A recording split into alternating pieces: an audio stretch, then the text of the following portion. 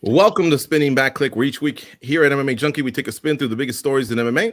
I'm your host, Gorgeous George, and with me, as always, some of the sharpest MMA minds in the biz. Joining me this week, Goes from MMA Junkie Radio. He's in Las Vegas. Danny Segura, he's out in Miami, probably tanning himself after the show. Nolan King, he's in Boston, probably shivering as he's doing the show. Cold coffee on the ones and twos. Let's get to it. This past Saturday night, Ryan Bader defeated Fedor Emelianenko in the main event at Bellator 290. Ooh, almost said UFC. Which was featured on CBS. Immediately afterward, Emelianenko laid down the gloves and retired from the sport. He was surrounded by many MMA legends who entered the cage afterwards to congratulate him on a legendary career. Though the fight itself was very one-sided, that loss was a small blip compared to the proper send-off given to the last emperor. What did you think of Fedor's final fight and his farewell to the sport? All right, leading things off, Nolan King. Yeah, I mean, there's no happy endings in this sport. I think we've kind of realized that by now.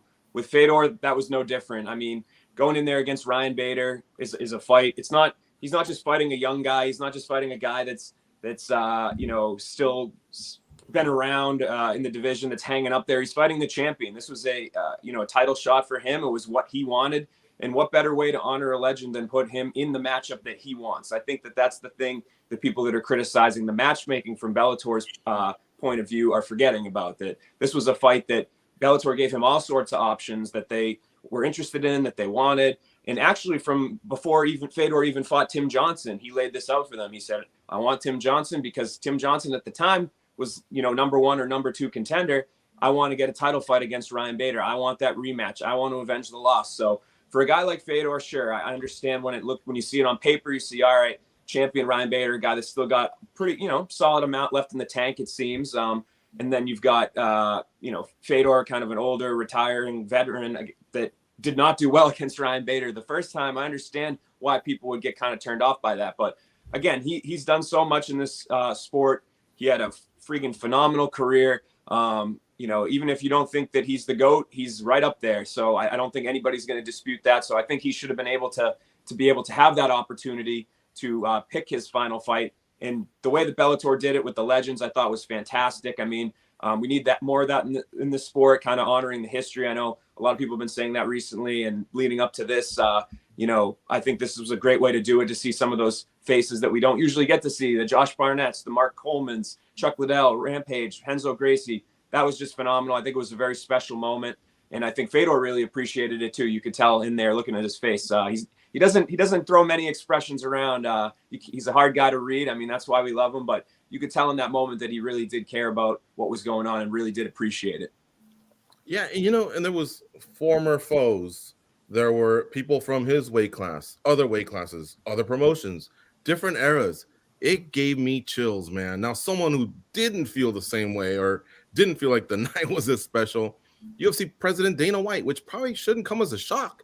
It's just that I thought those feelings were from a long time ago. Here's what he said, guys. I don't want to shit on the guy. He's retiring and all that stuff. But, the old interviews with me, I never thought Fedor was that good. I mean, he got knocked out by middleweight Dan Henderson.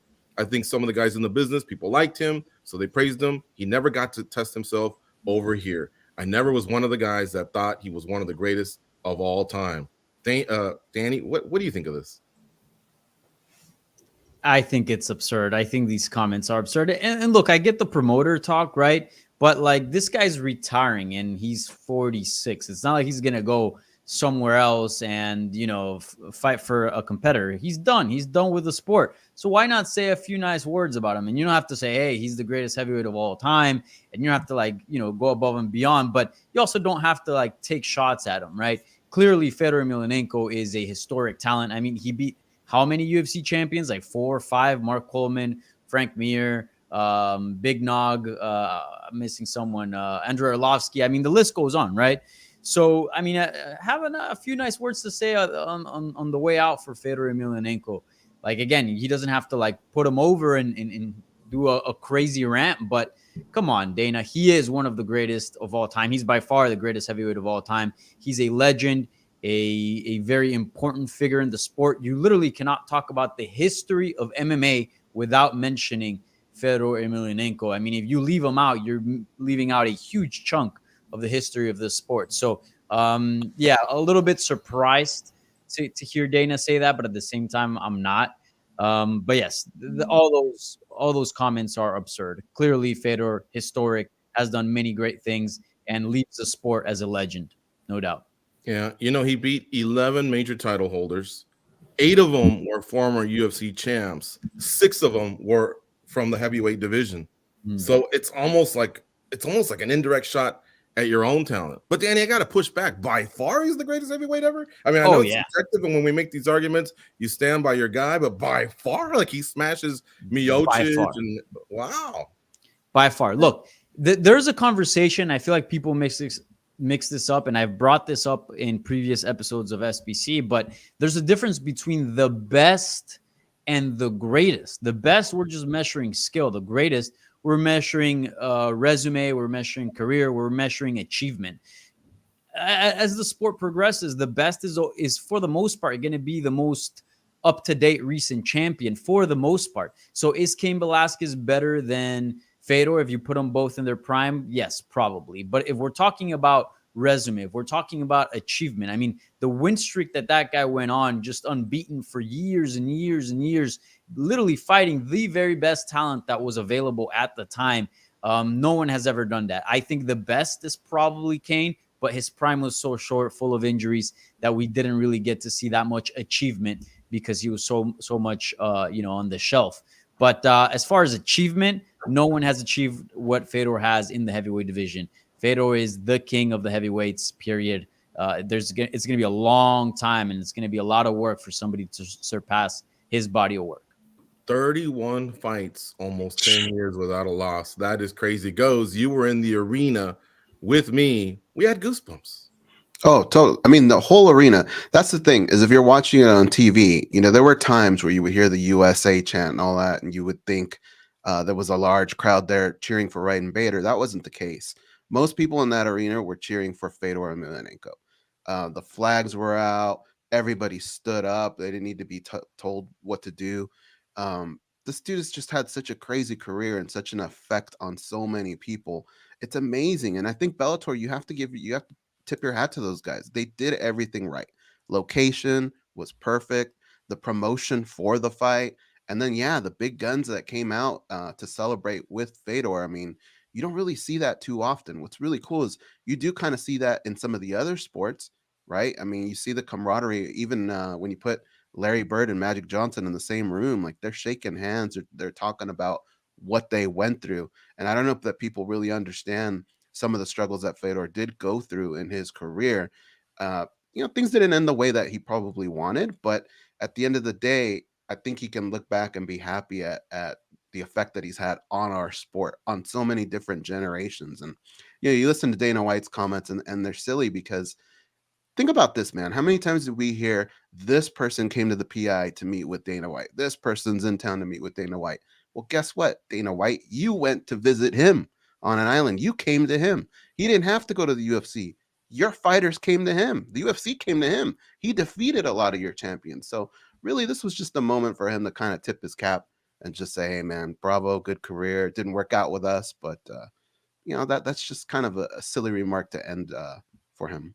It's like second place in Miss Universe, not clapping for the winner. It's just like, damn, whatever. Yeah. Oh, man, I'm sure we'll talk about this a lot. It was pretty historic. It was an honor to be there.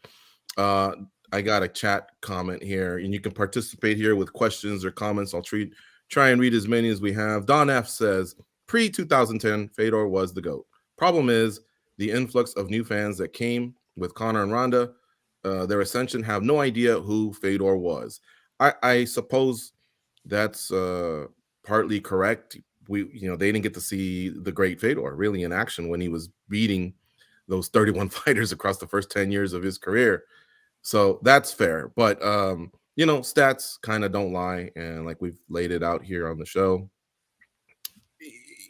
there's an argument to be made. I will politely disagree with my colleague, mi hermano from Colombia, Danny Segura. If he says it's Fedor, okay, but not by far. Henry in the chat has even got my back. He says Stipe is the GOAT, not Fedor. I mean, I could make the argument for each one. I just don't think either guy is by far, is all I'm saying, by far. Henry in the comments is saying that Fedor competed in CMB leagues. At some point, yeah, That's where he he's dumb. I competed agree. in some obscure leagues in Russia, right? When he fought Fabio Maldonado, and sure. But at the time of his prime in Pride, that was the place to be. If you would have asked in the early 2000s a fighter, would you rather be champion of the UFC or Pride FC? Everyone and their mother would have said Pride FC. It was the biggest organization, the best organization. What Pride was back then is what UFC is today. So when you say CMB leagues, no. Pride was the A league back at the time. And you say Stipe Miocic, George, is the guy? I say there's an argument to be made for him. That's the guy I would present to you when you say by far. I think with the 4 title defenses in the UFC, and he beat some really, really solid fighters along the way. That's the guy that, it's 1 or 2 either side, I suppose, but not by far. I just don't agree with by far. Stipe doesn't come close to what Fedor Emelianenko has done in his Well, career. hey, I love Stipe. It's probably second greatest, but I think it's pretty definite who number 1 is for sure. I do want to say something that Henry does say. He says Dana White is the man. None of this is possible without him. I don't argue that, but what I will say is guys like Fedor Emelianenko, Pride Fighting Championship, Strikeforce, all that. That's what pushed the UFC to be where they're at today. That's what kept Dana up at night, trying to become the greatest. Where organizations and fighters like that, that's what pushed them to be so great. Yeah, and I mean, I feel like I can see right through this, because if you look at the history of Dana talking about Fedor, I mean, what did he say? One of the biggest fights, one of the biggest regrets he had as a promoter. What was the one fight that he couldn't make? Well, he just said that one half of that fight that was the biggest regret of his career that he couldn't make isn't that good. So to me, I feel like it was kind of weird to hear Dana say that stuff on Saturday, just because I felt like in past years he at least had kind of tipped the cap or had kind of peeled back the curtain and talked about those negotiations and how he wanted that fight with Brock Lesnar to come together and how great that would have been. So I don't know. That was very sour grapes from Dana. I don't know if he was tired. It was late. It was late out there in Vegas on Korea time and everything. But to me, I just felt like that was just totally. Even if you agreed that Stipe was 1, Kane was 2, and Fedor was 3 or something, I don't think that would have been to say, oh, the guy wasn't that good. Oh, he's the 3rd greatest heavyweight ever. That's not that good. I don't know. I feel like you see right through that. And even Fedor versus Randy was a fight that we wanted even before Fedor versus Brock. Perfect word, Danny. Absurd for him to even say that, because even with Nate Diaz, that wasn't supposed to be the send-off that he got. Remember all that weight misses and the scrambling at the end? I think he was just forced to say, hey, Nate's our guy. We love him. We wish him the best. But it didn't seem like it was headed that way. If Hamzat would have smashed him, then I'm sure maybe he may have said some other stuff. But that's kind of the Dana I was expecting. Like, step out of the shadow of being the promoter. Kind of like what Don King used to do. He'd have one guy beat his other guy. He'd walk in with one guy, and then the other guy that won, now he's standing next to him, pointing at him, and that's the old school boxing way of doing things. I think Dana can step out of that and just be a man and say, hey, look, man, the dude was great. I wish him the best. Boom, done. Right? Topic 2. All right, we're done here. Topic 2. Keep the comments coming, folks. I will try and get to as many as I can. One legend moves on from the sport of MMA, another returns. Well, kinda. It was announced that Conor McGregor will be one of the 2 coaches on the upcoming season of The Ultimate Fighter, McGregor versus Chandler. This will be the 31st edition of TUF. McGregor will eventually fight Chandler on pay-per-view, according to Dana White. What say you, gang? Most people wanted this type of pairing for the return of the Irishman. Will these 2 get you to tune in to TUF 31? Danny, it's on you. It's hard to complain, right? Like Michael Chandler versus Conor McGregor, that sounds amazing. But as I mentioned in the previous episode of SBC that I was in, I don't think it was the week before, but prior to that one, this wasn't my A option. This was probably like my D option. I mean, ideally, we would have wanted, Nate Diaz in there to close out the trilogy as TUF coaches. That would have been fun. If not, I suggested Masvidal. If not, Tony Ferguson, and then Michael Chandler. So even if this is kind of a little bit low on my option list, I still think this is a ridiculous fight. I think this is going to be bonkers. This is going to be amazing. What I do not like is that what the TUF what the TUF show is supposed to do is, yes, bring a TUF champion, right? Coach these up and comers and have somebody become champion and hopefully turn into a contender, and then an actual UFC champion, right? But also it's a great vehicle to promote a rivalry, to promote a fight. And I don't know if Michael Chandler is necessarily the best guy to do that. I mean, he is a complete gentleman outside of the cage. He is, super nice, might be, up there in the running for for pound, one of the nicest guys on the UFC roster right now. And, once he gets in the cage, a complete savage, does a complete 180. I mean, he turns into an animal. That's for sure. But outside of the cage, with the cameras, I don't think we're going to get great banter with him and Conor. And the whole idea was to get some bad blood in there. That's why I suggested the previous names. So again, it's going to be fun. I'm going to watch it. I'm going to like it. But I think there were better options in my opinion. Yeah, I think I could agree with everything you said. I do love that drama, and this is reality TV. All right, Goes, you fired up about the matchup, and let me add something to your plate. How do you think these guys will do as coaches? Not very well. I don't think this will be this is one season that has absolutely nothing to do with the fighters or the coach. It's going to come down to the actual coaches and the heat that they're going to create. Danny is right. Michael Chandler is a gentleman. He's a very cool cat outside the cage. But anything that has to do with competition, man, even if it's tic-tac-toe, something else comes out of Michael Chandler. And I know that Conor McGregor is something that's been on his mind even back when he was at Bellator. And I think this is his big moment. Like, think about how much this guy has done in the short time that he's been in the UFC. Like, he gets this game. And Conor McGregor is going to poke at him. He's going to come at him. Michael Chandler, I promise you, will come back. It's going to be a lot of fire between both those guys. It's going to be a lot of fun. So I absolutely love these two being coaches on TUF. Coaching, I don't know if we're going to see very much of that. I mean, we've already seen Conor McGregor, right? And what he does, he shows up in a suit. He's kind of off to the side. It's his coaches that do most of the coaching. But like I said, I think this is all about the coaches. I think it's about promoting their fight. If you look at Alexander Volkanovski and what his season of TUF kind of did for him, I think a lot of people, he had a lot of fans, a lot of people that liked him. But that season of TUF kind of showed a different side of him that we all kind of fell in love with. And look at the big fight that he's in now, right? So I think that same thing's going to happen with Michael Chandler. I think a lot of you are going to see another side of him. And I think he's going to create even more fans. But the fire that they're going to create between each other is really going to promote that fight, man. You're right about Volkanovski. I'd love to go to one of his barbecues. That man can cook. Hell yeah. All right, Nolan, so can they do anything with the subplots? Can Conor bring in maybe some great assistant coaches and Chandler do the same? And can something happen there? Yeah, I mean, I think that this is the revitalization that TUF needed, at least for the short term, right? I mean, I don't know when it comes to time to be TUF 32.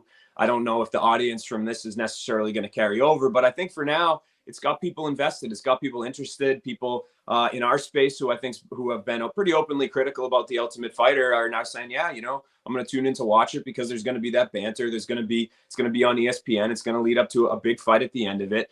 But I think the UFC, it seems to be really going all in from the things that I'm hearing with production. Obviously, I'm sure they had to pay a pretty penny to get Conor to sign up for this. And it sounds like, from what I'm hearing, I don't think this is out there yet, but men's lightweights and men's bantamweights, and that there's going to be some familiar faces from years past as well. So they're trying out different things. I think that it'll be interesting to see, like we said, McGregor's coaching style and kind of how he deals with some of these guys. I think also the thing that's really interesting to me is to see where his headspace is at after years away. I think we see him pop up a lot of times for the wrong reasons recently. We see maybe some interviews that he's done here and there while somebody catches him on the street or something. I think there was one a few years ago. He was at some sort of race or something, but he hasn't really done a lot, in the media in terms of actually being on camera and speaking. So I'm interested to see where his head's at, kind of what he looks like, what his build's like. I'm sure they'll show him working with the guys. So we'll get to see really some insight into where Conor McGregor, the larger than the sport superstar, is, currently. So I think that's going to be huge. And I think Chandler's a good foil, man. I know some people wanted Tony Ferguson. I get it. I understand it. The guy's a legend. That's a fight that we've been, trying. The UFC's kind of, those two have been at the top for a long time, right? They've been aligned and potentially lined up. And that's a fight that fans have always wanted. But I think Chandler's a guy that I think understands his spot on the show. Maybe he'll try to, intentionally kind of promoted. He's obviously very well spoken, like we said. Maybe even if there's not that heat, they can kind of take it to a level that there's some fun exchanges or there's some, stuff like that. So I'm excited for it, which is, like I said, kind of the bottom line, right? It's way more than we could have said in past seasons. And then obviously we get the fight TBD at the end of this. Let me get a comment here from the chat. I want to spray it to all you guys, but please be quick with your assessment or whatever. C Mo 313 says the better talent is on DWCS. Does that also gauge, or does that also factor into your interest for TUF 31, Danny? Yeah, for sure. If they get some recognizable names that we know have been doing well outside of the UFC and deserve some shine, and there's some serious talent, yeah, that of course spikes a lot of interest. So we'll see when the full lineup comes out on the participants. That I think that's a not a big key, but a piece of the puzzle here. Yeah, and goes Jamal Hill. That's what we were saying, right? Once he won, it's almost like the handoff was made from the Ultimate Fighter to Dana White Contender Series. A little bit. I mean, yeah, we got to look at those names and see who's returning and who some of the new names are, and we'll kind of fall in love with the characters. I think the good thing that TUF and Dana White's Contender Series, what Dana White's Contender Series has been doing is kind of showcasing a little bit of the personality of the fighter. That's something that TUF always had an advantage on. So at the end of the day, I think we'll be excited about the overall product. And I think there's kind of, if you look at TUF historically, there's kind of two boxes that get checked that make you look at a season and say, oh, that was fun or that was good. And one of them is the coaches' banter, what kind of rivalry they have. But the other is the relevancy of the season. Like when they did that season with all flyweights, like that was very relevant to the sport's history to a certain degree. When they, put in the strawweight title for the first time and they did it that way, that was very relevant to the sport's history. So I think if they're able to, kind of bring in the themes, the ones with the themes always seem to do better. I think they're more interesting. And then obviously with the talent too, I felt like when TUF went away for a little bit, when they switched to ESPN, I felt like the seasons right before it left, it was very much like talent that wouldn't have gone directly to the UFC otherwise. And so it kind of moved away from that model of having the best prospects outside the UFC, guys that, I was keeping my eye on the prospect scene quite a bit. And like, there'd be some people that would be on TUF and I'd be like, oh, this guy's like 3-0, you know what I mean? So I think that if they check those right boxes with the talent pool, if they get the theme and if they correct and they, have two coaches that can give at least somewhat of a back and forth, I think those are all the boxes that they need to check to have a success this season. Nolan, you had the scoop with some weight classes, some of that info. What about the names? Do you know any veterans? Blink twice if I'm making you uncomfortable. No, I'll say that they're starting to film tomorrow. I think it seems like they're still working out some final stuff in terms of the names and whatnot. But I think people will dig it. I think I'll let those come out on their own. I don't want to get anybody in trouble. All right, let's move to topic number 3 then. At Bellator 290, the co-main event featured middleweight champion Johnny Eblen defending his title against Anatoly Tokov. The judges fielded scores of 50-45 and 49-46 times 2, all in favor of the champ. During the week, I heard from many that Eblen is the best middleweight in the world. After the fight, Eblen said the same thing, quote, I think I'm the best in the world now. SBC panel, does he have a case? Goes, you're leading things off. I think it's a little premature, but this isn't a crazy claim because if you look at who's at the top of the UFC middleweight division, these are master strikers, right? Who have a little bit limited grappling and wrestling defense. So a guy like Johnny Eblen could probably come in, and if he stuck to his wrestling, I'm sure he could shine against both those guys. And gun to the head, I might actually have to take him in those fights. But what about the rest of that division, right? When you get to some of those killers that are a little bit more well-rounded, that's a little different. Holding on to the title, that's a little different. So if you look at Johnny Eblen and you see his face, like he's not posing for GQ today, right? Like he had a lot of damage in that fight. That's something that he definitely has to shore up. But that's what he's shown, is that he can take advice from his coaches. He can make changes throughout the fight. He's got an excellent coaching staff. He had monsters in his corner, and the guy's receptive to criticism. So I think he's only going to get better. But I just think it would be like holding onto the belt. That's kind of like what makes you one of the best middleweights out there. And I don't think that he can do that right now, but I think the time will come. I mean, dude, here's what he's showing you, right? that slam at the end of the fight, like that's what would happen to me if I stepped in on short notice, right? But he did that to Tokov. Like that's a tough fighter, dude. And he showed that he has cardio for 5 rounds. So he's got a lot of the intangibles that you would talk about in a great middleweight. I just think it's a little premature. Dude, Ghost, you're telling me you could have survived that suplex? Hell no, man. That would have been Bro, I put my money on goes all day.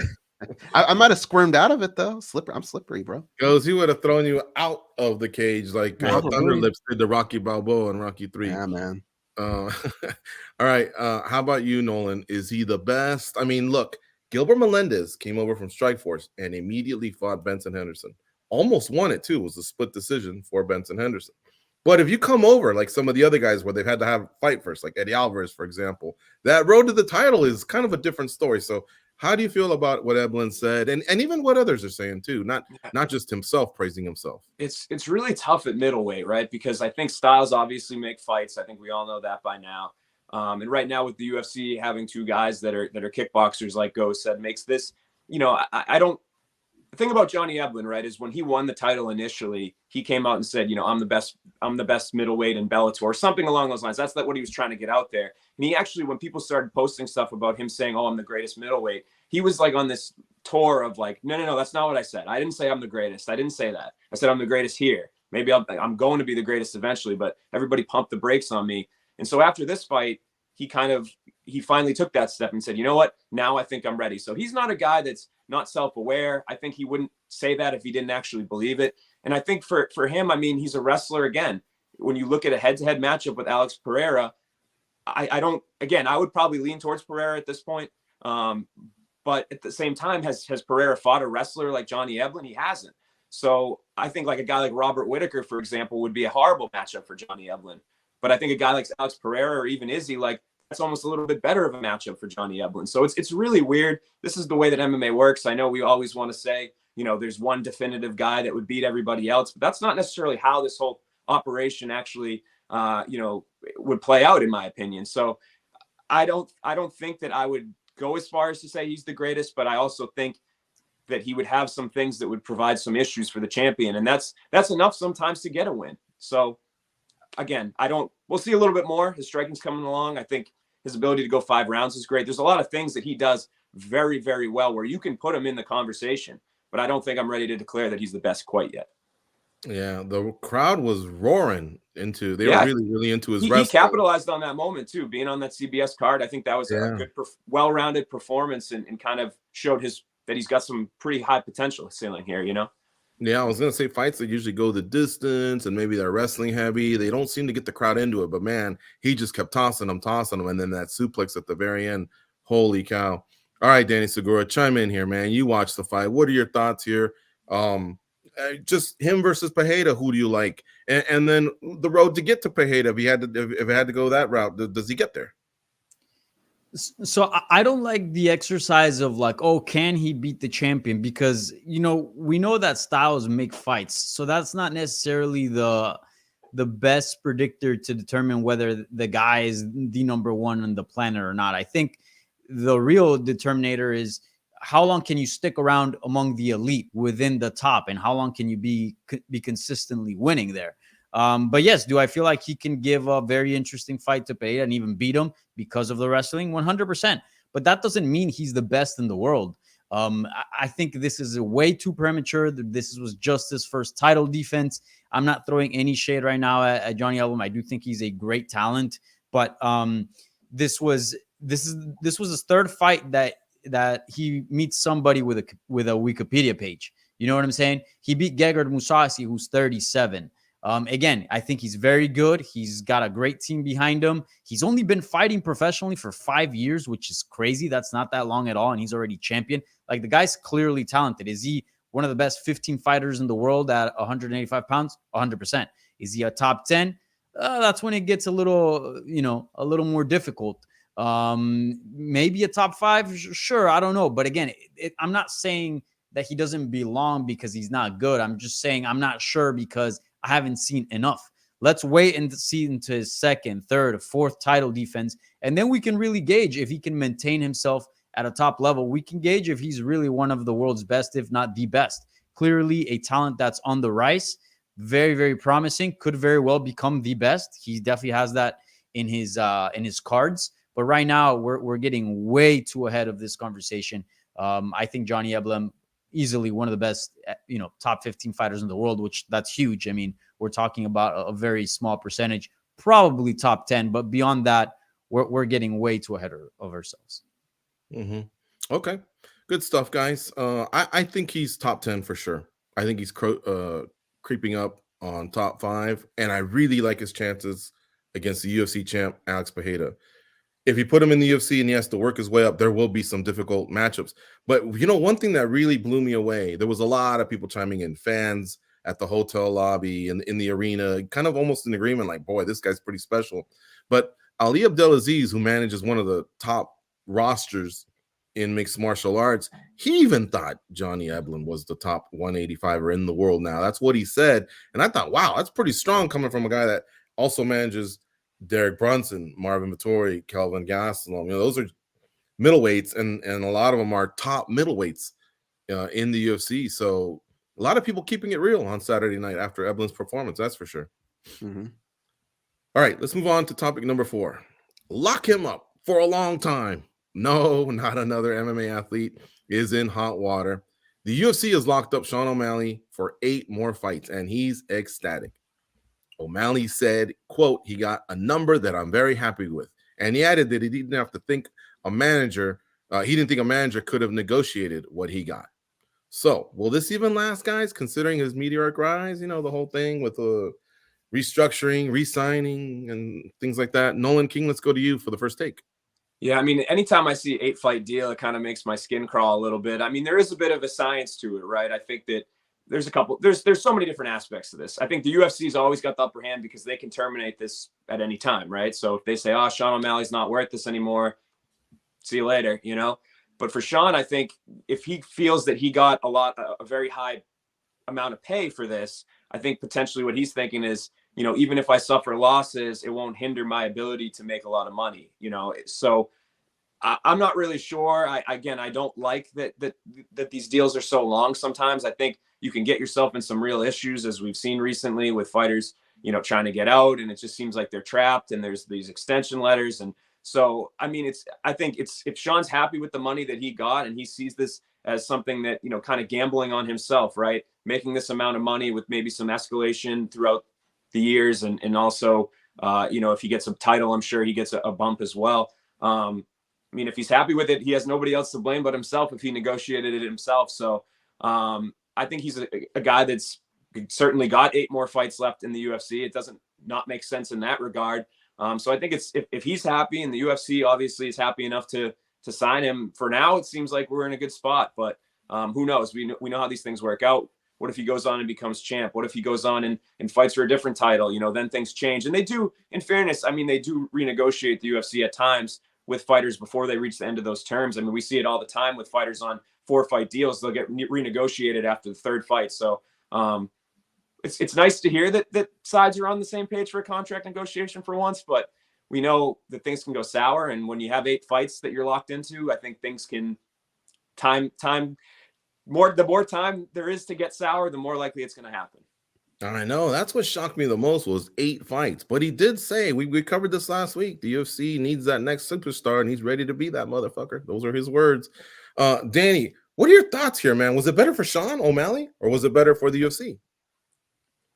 I think ultimately is better for the UFC, but both parties seem to be very happy here. I mean, the UFC wouldn't have offered him that many fights if they weren't interested in keeping him for that long, and Sean O'Malley wouldn't have accepted if he didn't think the terms were good, right?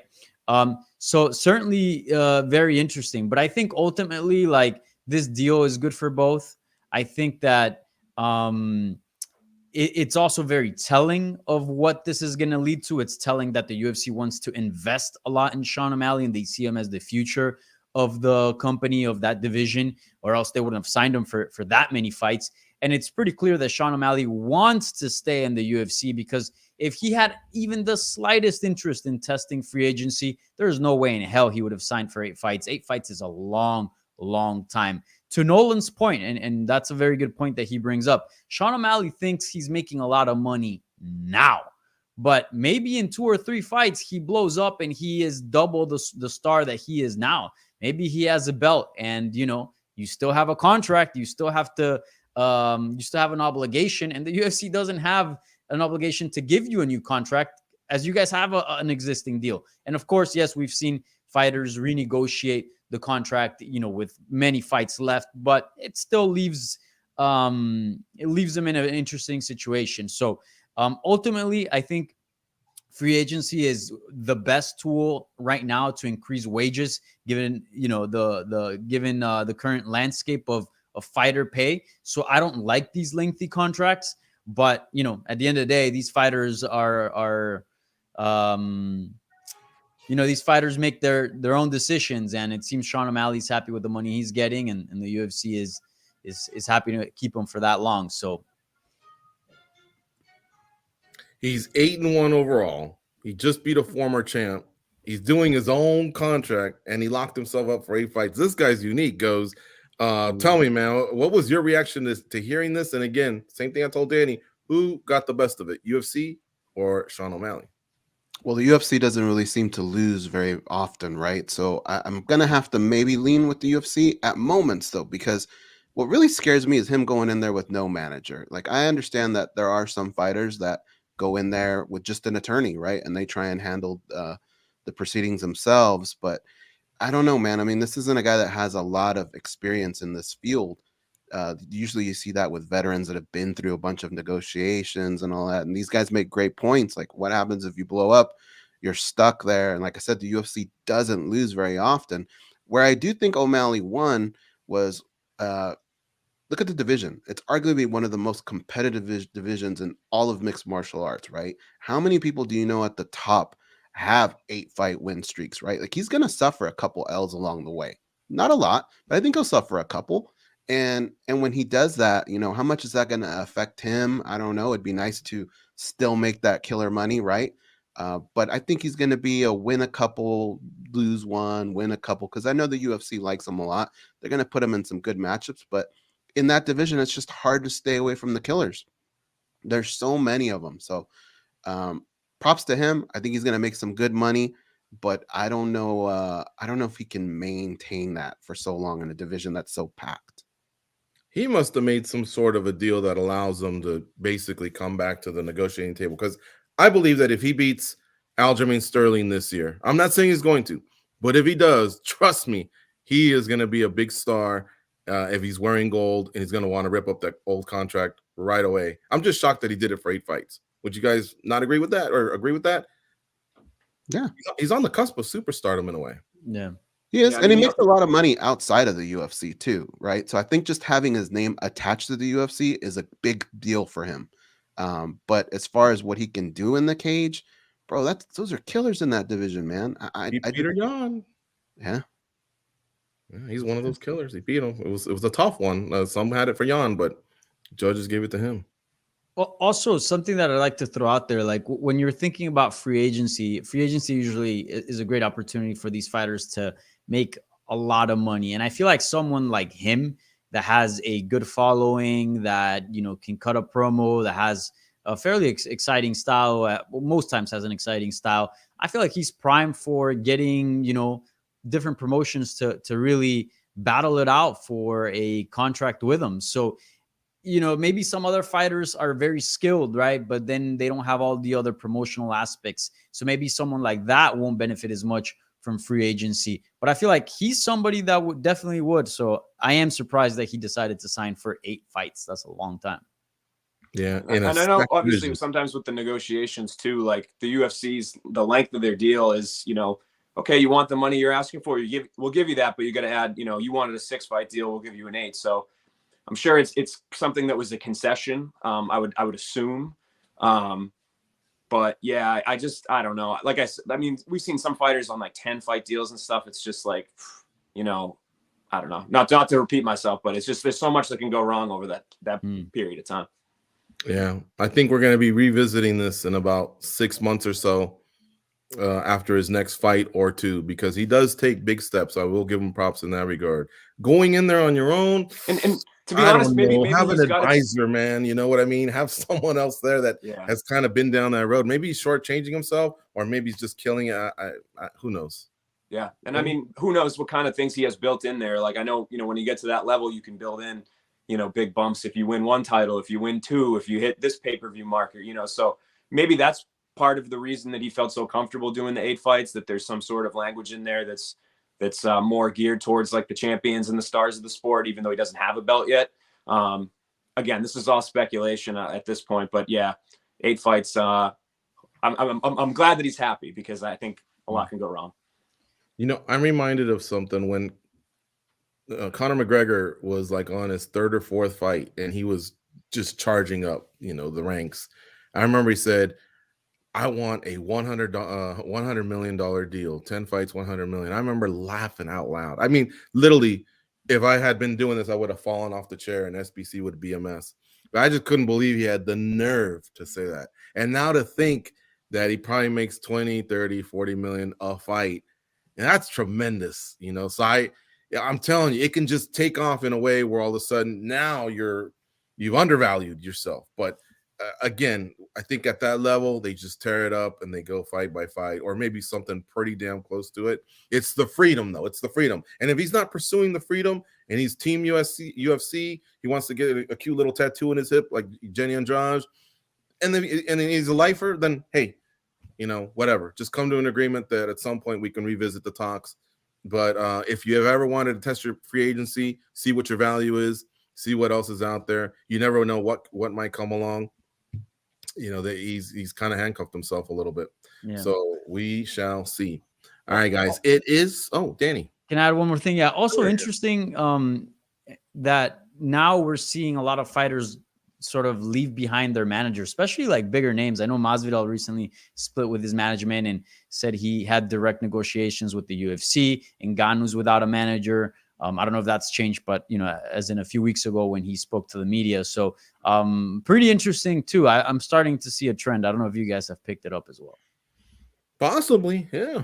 You're right. I mean, those are some big names negotiating big contracts. John Jones pulled away, and I think he might be back with the Kawa brothers. But for a while, I think he had an advisor. That's what I keep hearing is you want someone on the legal side, but your value is usually somewhat determined, and now it's just a matter of negotiating a couple extra mil or so when it comes to the superstars.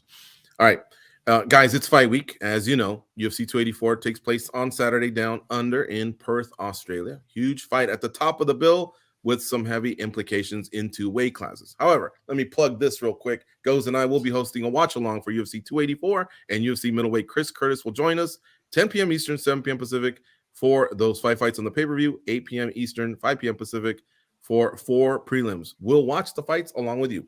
All right, so as you know, pound for pound number 1, Alex Volkanovski makes his move towards legendary status by challenging Islam Makhachev, also known as, what's his name? He's the reigning UFC lightweight champion. Respect, Islam, respect from me. That wasn't me that said that. Now, guys, are you buzzing yet? Champ fights usually have a little bit more pop to them pre-fight. I'm not seeing as much for this one as I usually do. All right, Segura, get me more pumped. Let's go.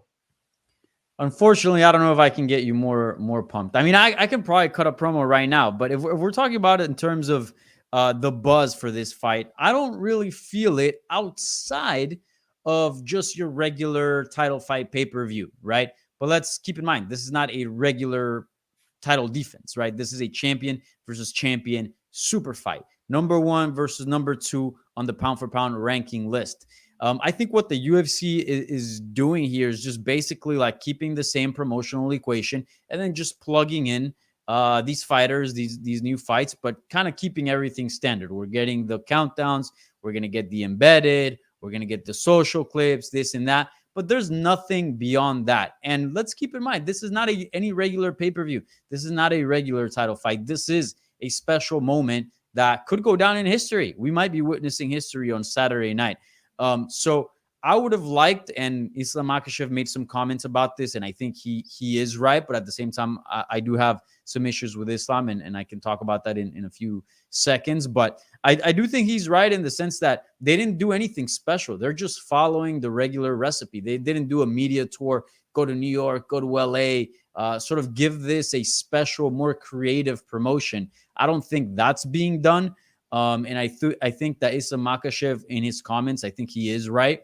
But also, how many interviews has Islam Makhachev done? Like, yes, he's right in some of the comments at pointing fingers to the UFC. But how about yourself? I don't really see him promoting the fight that much. I know Volkanovski's out there doing tons of interviews and really getting after it as far as pumping up this fight.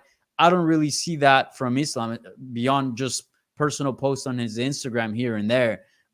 So I do think that Islam's onto something, but he also has a little bit more to blame. This is also part of a fighter's job, promoting the fight. Yes, it's on the promoter, but it's also on you. Look what Conor McGregor did to become a superstar, right? Like, some responsibility does bear on your shoulders, and I think both parties here are a little bit of fault as why maybe the bus is not where it should be. All right, Goes, I got a question for you, or panel, if you remember. What was the name of the HBO show that they used to do that was similar to the Countdown? Was it called Primetime or something like that? 24/7, I think. 24/7, yeah, something like that. Do you remember when BJ Penn and GSP, the build-up for that one? Because we had two champions from two different weight classes. I mean, they knocked it out of the park. Dana was really into it. The promotion, other fighters, media. This one does lack that, and it's a shame because it's two great fighters. And what Volkanovski has done as a champ and what he's pursuing. Have you noticed no one's even got a problem with the fact that he's leaving his division to do something else? Usually we're like, hey, mind your own division first. You know, you're not there yet. No, we've all backed him on this one. And yet it's just kind of falling really, really quietly. And we've had a little time off through the holidays. You would think that coming into this, like, it should be bigger, man. Well, you know, where you started 24/7, they did an amazing job, because considering every time you did one, like, how many times can you focus on Manny Pacquiao and Floyd Mayweather and their personal lives? Like, we've all kind of heard it, yet they kept us interested, right? And that's what sold a lot of pay-per-views, I think. UFC should be doing more of that type of stuff. I was ice cold on this fight. Remember, I thought both guys had people they could have fought in their own divisions. I didn't see the point of this. I'm starting to warm up a little bit to the fight because of the promotion that Alexander Volkanovski has done on his own. Every fighter is going to tell you best camp of their lives. I've made all these improvements. But when Alexander Volkanovski says it, you kind of believe him, because he hasn't really ever shit the bed before, right? Usually what he says happens. That's been enough to get me a little bit more excited. As far as the promotion for the fight, yeah, man, it really could have been a little bit more. But let's be honest here. Probably some of the problems that Dana White has had personally, right? That's come up. That's probably affected a lot of the time that the UFC has to do these types of things. They probably just didn't want to be in the spotlight too much. And I think it's affected this fight. And promoting Power Slam. Yeah, I got you. All right. I've seen a lot of promotion for that. Well, that's actually what I was going to say was, like, you know, we talk about oversaturation in the sport quite a bit. It's kind of hard to pay attention even on the big things, because you have, you know, week after week after week after week, you got fights going on. And I'm sure for the UFC staff, that might be the case as well. Like, you know, they have so many different things that they have to plan and map and get videos and promos for, that, yeah, maybe that, you know, obviously they should be investing in more bodies and more money into these fight promotions for a fight like this, because I think this fight, me personally, I'm super ecstatic for it. I'm very excited. I look at this as one of the best skill matchups in UFC history, to be honest with you. I mean, two guys that just looked so dominant in their divisions, fighting each other. I think it's fantastic. It's really being overlooked by the fan base for a number of different reasons. But I do think, sure, fight promotion is one of the things, but oversaturation of fights as well.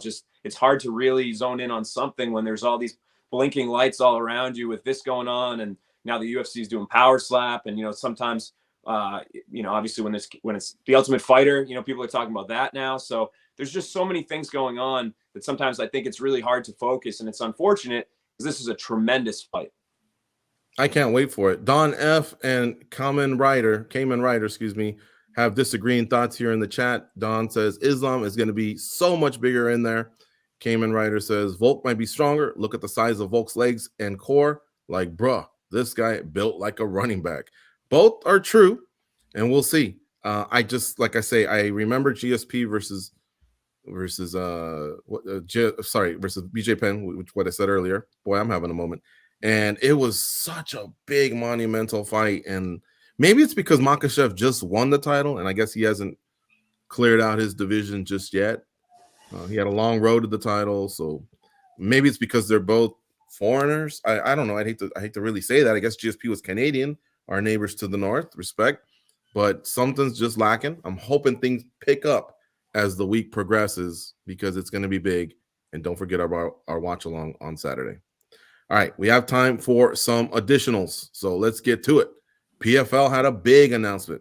Here are some big fights that are coming up for them.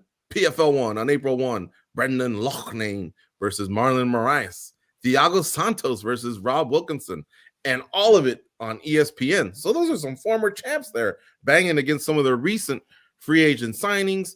PFL 2, D'Elia, Pacheco, 2 champions against De Castro and Bud a former champion over at Bellator. PFL 3 on April 14th, OAM, Olivier Aubin-Mercier versus Shane Burgos. Sadabusi versus, we'll call him JAS. Now, the last 2 are on ESPN too, but that's a big channel as well. So the champs leading the way, free agent signings, React goes. I'm excited, man. They're not messing around with these cards. I like that they're going to be here in Vegas. For me, Larissa Pacheco was kind of a name that I would get excited about when it was attached to Kayla Harrison, but she sort of changed that for me in that last fight. I'm excited to see her now on her own, no matter who she's facing. But Wilkinson and Santos, I think, is that key fight that I really, really want to see. I think these are all pretty good matchups. It's a great start to the PFL season. Mm-hmm. Yeah, I would agree. All right, Nolan? Yeah, great fights. I'm a little disappointed that it seems like a lot of these fighters were blindsided by these announcements, though. It seems like Malky Kawa saying that, his guys hadn't signed for these and whatnot. But say that these fights do happen. I'm assuming that they will. I think that Santos versus Rob Wilkinson fight is great. I think that Rob Wilkinson is a guy that PFL, when you look at their roster and say, again, who could go over to the UFC and do well against ranked contenders, I'm not saying he's near the top 5 yet even, but I think he would be a guy that would be a handful for some of those guys in the top 15. And he probably would place in there as well. So that's an all-action matchup. I think somebody's probably going to go down and just to make sure that the ink, dried on the contract before we start doing too much. T's are crossed, I's are dotted, Q's are squigglied. Yep, I agree. You gotta tighten that up. Danny, you've covered PFL a lot for us over the years. Have you seen them taking next steps, like with this announcement, the recent signings? Are you liking what you see? No, yeah, for sure. I mean, these fights are awesome. I very much like them to kind of get the season started. They have a good mix of names. They have good matchups here. I'm very excited for it. And I got to tell you, the fight that I'm excited for the most is Aubin-Mercier versus Shane Burgos, because maybe Marlon Moraes, maybe Thiago Santos, PFL's kind of catching them or acquiring them already kind of deeper into their career. We know that they still have something left, but they're towards the end of it. Shane Burgos was a sort of a rarity in all this. Usually that's the type of free agent that you get. But with Shane Burgos, they kind of got somebody in their prime or about to start their prime, still with a lot left in the tank. And even Dana White, who often doesn't do this, admittedly, the UFC dropped the ball there, that they should have made everything possible to sign Shane Burgos and not let him go into free agency. So I'm kind of curious to see how he does in a new promotion, how he does with more responsibility on his shoulder, because he went from being a popular, fan-friendly, good name in the UFC to being one of the biggest names now in PFL. So I'm really excited for his debut. But overall, very, very looking forward to this PFL season. We got time for one more additional. I'll try and be as fast as possible. So Daniel Cormier had this to say about Colby Covington recently. Quote, he won his last fight, but time has passed. Time is passing, and being idle isn't the best thing for a guy in a division that's constantly moving. But at the moment, Colby Covington starts to reinsert himself. He'll be loud. He'll be boisterous. He'll have a lot to say, and people will start to pay attention. And then right away, he's back, relevant, because we have not seen anyone but Kamaru Usman for a really long time solve the puzzle that is Colby Covington. He doesn't want to see him, guys, in no man's land. All right. So is Colby Covington becoming irrelevant? And what should be his next move? Nolan, we got to do it quick, but we go to you. Yep. Well, I'll say I'm not a lawyer, and I think that's what this comes down to. I'm not 100% sure, but to me, it just jumps out that, if you're in a court case and you say that you, suffered a brain injury as a result of an alleged attack, and then you get in a cage and you fight, couple months later, that might not be the strongest leg to stand on. So I don't know. I don't have any insider information, but just the sequence of events that we haven't seen or really heard from him in recent weeks, makes me wonder how much, rides on the legal issue with Masvidal. We turn to Danny Segura, the host of Hablemos MMA, our Spanish-speaking podcast. Spot on. I think Cormier is spot on with his comments. He, if Colby Covington doesn't, return, and again, I don't know what legal issues are going on or what hinders him legally, but the division, dude, there's a huge line of contenders, and they keep fighting, and they keep having a better and better case than Colby Covington for the belt. And Colby, he's like 35. It's not like he's very young. So I wonder how much is left of his prime. I feel like if he's got to do something, it's got to be now. He's got to make a fairly quick return here. So I agree with Daniel Cormier. Yeah. Troubling times for Colby Covington for sure. All right, Goes. How about you? Do you feel like he's becoming irrelevant? No, I think he'll never be irrelevant because he does such a great job of keeping you interested in whatever it is he's doing. It doesn't matter who he's facing. He makes it sound like it's the greatest fight ever. And there's always some kind of heat. So really, yeah, right now he's off to the side. We're not hearing much from him, but when he wants you to hear from him, he will say something.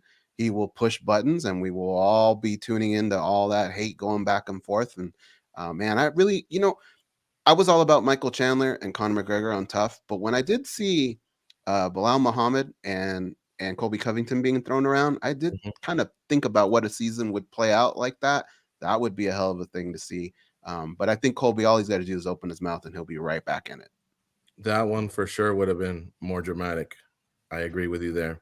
All right, that's it for today. I definitely want to thank Cold Coffee. Last week he was on his deathbed. Today, bringing it. Future Emmy Award winner. Him and my boy Kamikaze, they hold it together. There are video guys. I love those guys. This panel was awesome. You guys are probably my favorite. Don't tell the other panels I said that. And a big shout out to a lot of people that we ran into in Los Angeles, including Caesar, who's a fan of the MMA Junkie radio show. Sky Veason said he saw us out there at the Kia Forum, or maybe he's the same guy. I don't know. JD, aspiring MMA journalist, pulling us aside saying, hey, man, how can I really get into this? Many others as well. Tatiana and Mari Carmen from Arequipa, Peru. They're watching live. And a big shout out to Yogi from Las Vegas. Don't forget, Goz and I are going to be hosting a watch along this Saturday, along with UFC middleweight Chris Curtis. Watch the fights along with us. UFC 284, 2 title fights should be great. And we're going to recap it all on next week's Spinning Back Clique. Noon Eastern, 9 a.m. Pacific. Lock that up. We're here every week. Go out and be a champion.